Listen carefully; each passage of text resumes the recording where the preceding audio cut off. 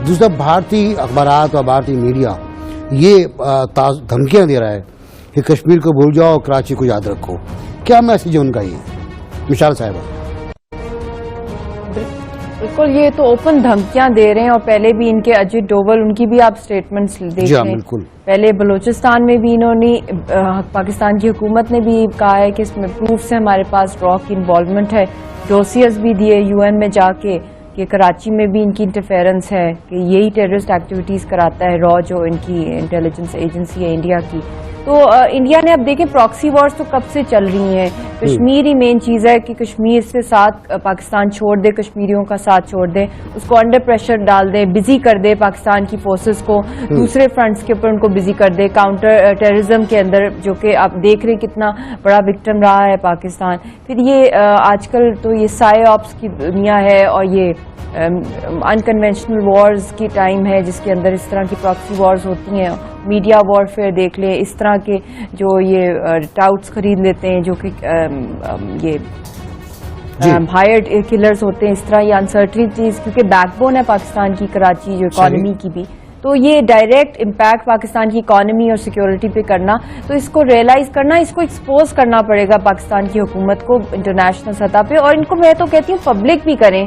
और ये तो बल्कि ज्यादा अच्छा एग्जाम्पल जाता दुनिया को अगर ये इस तरह की पॉलिसीज ना अपनाते, जिसके थ्रू वो जो फ्रीडम ऑफ एक्सप्रेशन होता है, और specially at this time media को, जो 21st सेंचुरी है, हर जगह मीडिया का एक फ्रीडम होता है। आप कश्मीर में भी देख लें, ऑक्यूपाइड कश्मीर में, वहां तो खैर हर चीज ही बंद है, वहां पे तो सांस लेने पे भी पाबंदी है, वहां पे जिस तरह पैलेट वेपन्स यूज किए जा रहे हैं, खाना पीना, इकोनॉमिक ब्लॉकेड लगा हुआ है पूरा, ऑलमोस्ट मंथ हो गया इस बात को। मेडिकल सप्लाईज बंद कर दी हैं, इलेक्ट्रिसिटी बंद है, वाटर सप्लाईज बंद की हुई है, मीडिया के हाउसेस को बंद किया कर दिया गया, तो अब name it, it's all closed. इसके जवाब में हिंदुस्तान की हुकूमत की कोशिश ये है कि लोगों की तवज्जो ना कश्मीर की तरफ हो, ना उन बातों की तरफ हो जिनको पाकिस्तान हाईलाइट कर रहा है, बल्कि पाकिस्तान के अंदर कुछ ऐसे मामलात बिगाड़ दिए जाएं, अंदरूनी खलफशार पैदा कर दिया जाए कि लोग जो हैं वो उस अंदरूनी खलफशार की तरफ मतवज्जो हों, उधर पाकिस्तान को अपनी पड़ जाए, अपने आप को संभालने में इतना उलझ जाए कि वो फिर कश्मीर की कॉज को प्रमोट ना कर सके। इस सिलसिले में जो सबसे बड़ा टारगेट है पाकिस्तान में वो कराची है, क्योंकि ये एक कॉस्मोपॉलिटन सिटी है, यहाँ कई ममालिक के लोग बड़ी तादाद में वहाँ आबाद हैं, आमदोरफ्त भी दूसरे पाकिस्तान के शहरों की निस्बत ज़्यादा आसान है। लिहाजा हिंदुस्तान के लिए दो बड़े ऑप्शंस हैं कराची को डिस्टेबलाइज करने के लिए। एक तो ये है कि पाकिस्तान के वो ग्रुप जो तशद्दुद करते हैं, जो हालात को बिगाड़ते हैं, उनको फंडिंग की ज़रूरत होती है, फंडिंग की ज़रूरत है, ह्यूमन रिसोर्सेज, ह्यूमन पावर उनके पास है, लिहाजा ये फंडिंग जो है भारत से इनको मुहैया की जा सकती है। और हमारे पास इस बात के सबूत हैं कि माजी में यहाँ रॉ का रोल रहा है। दूसरा तरीक़ाकार कराची को डिस्टेबलाइज करने का ये है कि जो क्राइम ग्रुप्स होते हैं, क्राइम सिंडिकेट्स अब इंटरनेशनल हैसियत रखते हैं। अगर वो कराची में कोई लंबा चौड़ा क्राइम करेंगे तो उनके कनेक्शंस जो हैं वो दुनिया के दूसरे शहरों में होते हैं। लिहाजा हिंदुस्तान को इन ग्रुप्स को फंडिंग करने के लिए ये ज़रूरी नहीं है कि वो पाकिस्तान में वो पैसा उनको मुहैया करें, बल्कि इन ग्रुप्स को ये पैसा दूसरे ममालिक के ज़रिए, मसलन थाईलैंड के ज़रिए, जिसमें हुकूमत, उस मुल्क की हुकूमत शामिल नहीं होती, वहाँ भी प्राइवेट ग्रुप्स मौजूद हैं। ये जो हिंदुस्तान के एजेंट हैं ये भी प्राइवेट ग्रुप के तौर पे काम करते हैं। जो पाकिस्तान में खलफशार पहुंचाते हैं वो भी वहाँ जो है प्राइवेट हैसियत में होते हैं। और इस तरह पैसा एक्सचेंज जो है मिडिल ईस्ट में किसी जगह हो सकता है, यूरोप में हो सकता है, ईस्ट एशिया में हो सकता है, और उस पैसे से ये लोग फिर असला खरीदते हैं और उन उजरत वाले कातिलों को खरीदते हैं जो कि पाकिस्तान के अंदर खलफशार पैदा करते हैं।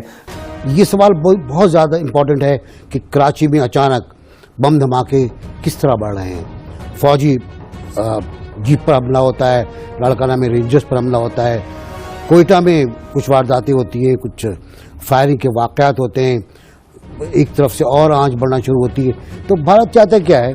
भारत कश्मीर में क्या चाहता है? भारत हमसे क्या चाहता है? उनके वज़ीर दाखिला साहब आ रहे हैं जो बहुत बड़ी बड़ी बातें करते हैं पाकिस्तान के खिलाफ, हम इस्लामाबाद उनका खैर मकदम भी करेंगे। के फॉर कराची, के फॉर कश्मीर। देखिए, बात यह है कि जब भी आप कोई क्लैंडस्टाइन एक्टिविटी करते हैं, डिस्टेबलाइज करना चाहते हैं किस मुल्क को, या उसकी इकॉनमी बर्बाद करना चाहते हैं उसको डिस्टेबलाइज करके, तो खुफिया कार्रवाइयां जो हैं वो की जाती हैं जिनका अमूमन मुल्क एतराफ़ नहीं करते और उनका पता नहीं होता, क्योंकि वो उससे यूं लगता है कि उनको ये फिक्र होती है कि उनके एजेंट पकड़े ना जाएं, बात ना खुल जाए या उनके ऊपर इल्ज़ाम ना आए। लेकिन इस केस में आप दो चीज़ें नोट कीजिए कि एक तो हिंदुस्तान परमला धमकी दे रहा है, इसका मतलब ये है कि उसको बहुत एतमाद है कि कराची में वो जो जी चाहे वो करवा सकता है। इसका मतलब ये है कि उसकी ग्राउंड पे प्रेजेंस बहुत ज्यादा है, उसके एजेंट्स बहुत हैं, उसको इस बात का कतन कोई फिक्र नहीं कि उसके लोग पकड़े जाएंगे तो आगे क्या होगा या उसके बाद क्या उसकी प्लान नाकाम हो जाएगी, क्योंकि उसके आलाकार ज्यादा हैं और बड़े इफेक्टिव हैं। तो इस वजह से उसको एक ये बहुत बड़ा एतमाद है और वो खुली धमकी दे रहा है। दूसरी तरफ ये है कि इस तरह की कार्रवाइयों से जो इंटरनेशनली आपका इमेज खराब होता है कि जी आप किसी दूसरे मुल्क में ये कार्रवाइयां करवा रहे हैं, वो उसको बिल्कुल फिक्र नहीं है। उसकी बुनियादी वजह यह है कि पाकिस्तान का फॉरेन ऑफिस और हुकूमत पाकिस्तान सोई हुई हैं, ये अक़वाम आलम की तवज्जो उधर नहीं मबजूल करवा रही। हमें दो चीज़ों पे बात करनी चाहिए, अक़वाम आलम में करनी चाहिए थी और बड़े ज़ोर शोर से और बड़े हंगामी बुनियादों पे करनी चाहिए थी। एक कि हम कश्मीर में मुलव्वस नहीं हैं, हम कश्मीर में कोई ऐसा काम नहीं कर रहे जिससे कि दो मुल्कों के दरमियान कोई मुखासमत हो, लेकिन कश्मीरी ये खुद उठे हैं और ये एक इंडिजिनस उनकी स्ट्रगल है और इसको कोई भी इंटरनेशनल एजेंसी जाके वहां पे इन्वेस्टिगेट कर सकती है, वो हकायक का पता कर सकती है। दूसरी तरफ अक़वाम आलम को हमने ये बताना था कि बावजूद इसके कि पाकिस्तान इंडिया में कोई ऐसी हरकत नहीं कर रहा या कश्मीर में नहीं कर रहा, तो इंडिया हमारे मुल्क में क्या कुछ करा रहा है और उसके शवाहिद मौजूद भी हैं, मजीद शवाहिद भी ले आने चाहिए। ये चीज हमने डिप्लोमेटिक फ्रंट पे हमने नहीं किया और हम आप इससे अंदाजा करें, अंदाजा करें एक एग्जाम्पल दफ्तर खारजा वगैरह। मैं आपको एक एग्जाम्पल दे दूं कि 2008 में बॉम्बे का वाकया हुआ और फिर 2015 में पठानकोट का वाकया हुआ। पठानकोट का वाकया तो इंडिया उस पर ठंडा पड़ गया क्योंकि वो हमारी टीम गई और उन्होंने जाके जाहिर कर दिया कि ये उनका स्टेज ड्रामा या उन्हीं के लोगों ने किया। लेकिन आप ये देखिए कि ये जो 8 साल का 7 साल का अरसा गुजरा, इसमें पाकिस्तान में कितना खून खराबा हुआ।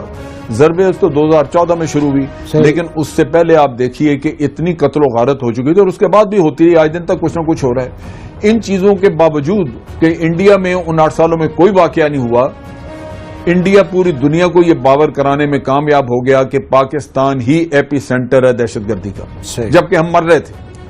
लाशें हमारी गिर रही थी, लाशें हमारी गिर रही थी और हमारा दफ्तर खारजा सो रहा था, अब भी सो रहा है, ओआईसी भी सो रही है। किधर थे?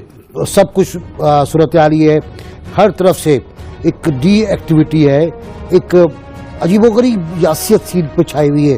अफगानिस्तान की जुर्रत हो गई कि उसने हमारे फौजियों पे फायरिंग की, हमारे मेजर साहब को शहीद किया। ईरान का इशू कि उनकी जमीन इस्तेमाल हो रही है, सी पैक इन बिटवीन फंसा हुआ है। और कराची में अनफॉर्चुनेटली हिंदुस्तान ने कुछ पॉलिटिकल पार्टीज की अम्ब्रेला और उनके फ्लैग के अंडर में अपनी मिलिटेंसी को स्पीड अप किया हुआ है, जिसके शवाहिद बहुत सारे हैं, लेकिन ना तो उसके ऊपर हमारी गवर्नमेंट कुछ बोल पा रही है, ना अदलिया उस पर कोई एक्शन ले पा रही है, ना सजा दे जा रही है। ये पेंडिंग हो रहा है और प्रोसीजर स्लो हो रहा है, जिसकी वजह से हिंदुस्तान जो है वो पेनिट्रेट करता चला जा रहा है।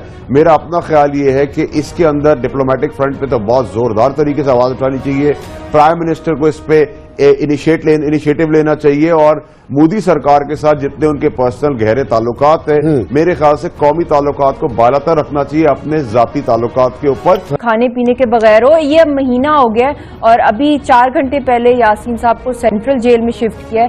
हालांकि उससे पहले हॉस्पिटल वो लेकर गए, पुलिस स्टेशन में सॉलिटरी कंफाइनमेंट उनको 8 जून से रखा हुआ है, तो इतनी उनकी हालत भी ठीक नहीं है, मगर उसके बजाय डॉक्टर्स ने कहा इनको हॉस्पिटल में रखें, वो उनको सेंट्रल जेल में ले गए।